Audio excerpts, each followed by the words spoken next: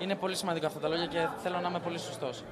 Έχουμε επιρροή και μπορεί να έχουμε επιρροή έστω και σε 1% των ανθρώπων και είναι τρομακτικό αυτή τη στιγμή να χάνονται νέες ζωές και είναι ακόμα πιο τρομακτικό που μέχρι αυτή τη στιγμή τους βλέπεις λες και είναι οι πιο χαρούμενοι άνθρωποι στον κόσμο και ότι είναι δυνατοί και ότι όλα είναι καλά, δίχως κανείς να καταλαβαίνει το πώς είναι μέσα τους.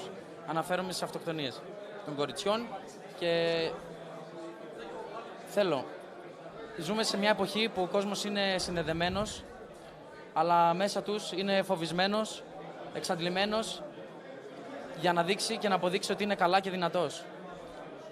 Ίσως θα έπρεπε και εμείς από πλευράς μας, όταν ρωτάμε κάποιον το αν είναι καλά ή το αν νιώθει καλά, να το εννοούμε αληθινά και ίσως έτσι ο άνθρωπος ο οποίος αναφερόμαστε δεν αισθάνεται ότι είναι βάρος, αλλά ότι κάποιος τον νοιάζεται πραγματικά. Μια τέτοια κίνηση, μια ομιλία, μια αγκαλιά, ίσως είναι η αιτία στο να σωθούν ζωές. Και κάτι τελευταίο, θέλω να αναφερθώ στους ίδιους αυτούς που καθημερινά παλεύουν σιωπηλά μέσα τους, να μην πάρουν μια απόφαση που θα είναι μόνιμη και δεν έχει γυρισμό, για έναν πόνο που μπορεί να ξεπεραστεί.